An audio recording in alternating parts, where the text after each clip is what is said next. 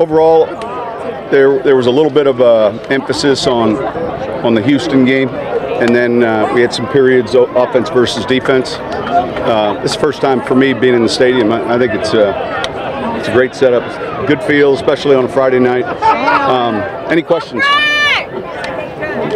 What'd you think of the overall tone of practice tonight? I thought it was good. We'll look at the film. You know, it's always better when you're working the competitive periods. The carded periods tend to be a little bit more of a teaching period where you're working on looks that you're going to see that you don't necessarily run offensively and defensively. But I thought overall it was pretty good. It looked like y'all had Ryan running a lot of the Houston stuff tonight. Is that? Well, the quarterbacks typically will decide who's going to get the look team reps, and then if you looked at the team reps, you know, Drew had X amount. Ryan had his last 6 of red zone. Luke had 6 in third down, and Garrett had 6. So from a rotational standpoint, Pete and Mike do a good job. We just kind of lay out before practice how they're going to unfold. And then with regards to the look team, you know, when you get into the season, it's really up to the backup how many reps he wants, and then the next player. So I thought overall it was good. Sean, how will you do that in the game on Sunday? Who will come in after Drew? Our plans right now are to play Luke for quite a bit, and then the second half you're going to see, you know, both Ryan and Garrett. How come Luke and Ryan, they seem to rotate in practice, but the last couple of years in games, it's been more Luke ahead of Ryan. Is that Ryan hasn't? It's kind of been, we'll put together a plan and make a decision based on, you know, how we think, who we want to see with that particular group. As far as with Drew, are you looking at a number of plays or series or what? Yeah, I think you'll see a handful of plays. You're not going to see 3 quarters, maybe like back in 06 and 07, those early years. We'll get him some work, and then you know, we'll get into our rotation. So this is transitional time in this camp after this practice. You had expectations for this camp. Just looking back, did you feel like you got the work in you wanted to? Yeah, I think so. I think, look, that balance, first off, the week we just had in New Orleans weather-wise was unusual. It was fantastic. I like coming here. This is something I think that, you know, we would certainly explore doing again. This was Mickey and I on the practice field talking Wednesday, kind of a last-minute idea.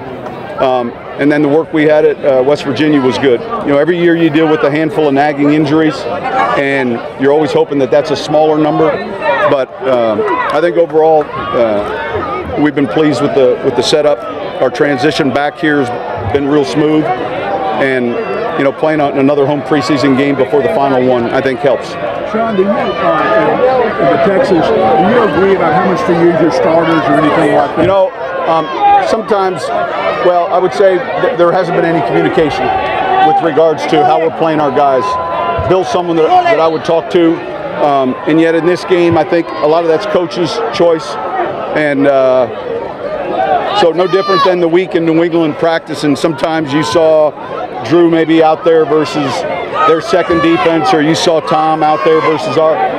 You're really working and worrying about your own team. Yeah, and he has said that they probably won't play their starters much at all, but you still want to treat this like a game atmosphere regardless. Yeah, you know, and then we'll look at closely who's gotten a ton of reps. You know, Raphael Bush is, shoot, if you looked at his pitch count, it's high. You know, Cam Jordan, it's high. And so I think more specifically to the player, as some guys have played more. Delvin Breaux might play a little bit more. He didn't play last week. That's kind of the way we look at it when we approach a game like this. You mentioned that they'll stay in the hotel before. Is that something you've been doing regardless? That's kind of normal. Or it's because you're simulating a game? But we always stay in a hotel the night before a game, and now the hotel varies a little bit, but yeah, that would be very normal. What's your message to the team now that you transition from training camp to kind of really preparing for the season and turning your eye towards other teams? I would say this, any message right now is still spent on the roster. It's still spent on a training camp mode. So it's not like we've turned that page and we've gotten to 53 and we're getting prepared for Arizona. It's still spent on the evaluation of these players. This game's important. And it may not be important for some of the players, but I would say it's the most important game, you know, of the season for a number of players. How much easier is it to make this round of cuts than the one you have to make next year? Well, there's nothing easy about any round. To your point,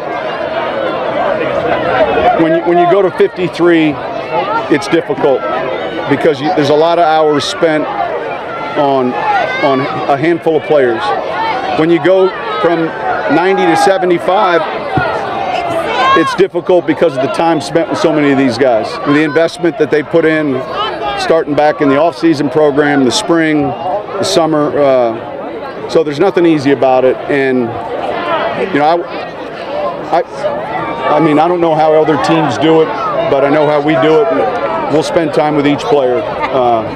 But that's still, to me, it seems like a long way away. I know it's next week, but the focus is this game. Sean, when you look at the final roster cut, does this come into play as far as your evaluation, whether or not, well, if we really want him, but we don't know if he's ready for the final roster, and if we put him on the practice squad, that somebody else might snatch him up? I think, look, when you are getting down to your final 53, you're looking for the right group. Clearly, the thought process as to who is practice squad eligible enters your mind, and yet there's never a time where we're thinking, well, we can slip this guy to the practice squad, and when you start doing that, you start making the wrong decision. So our focus is the 53, and then certainly when you're getting down to that 53, in your mind, you're also looking at the 10 practice squad candidates. And that is 2 weeks away, and that seems like 2 months from now.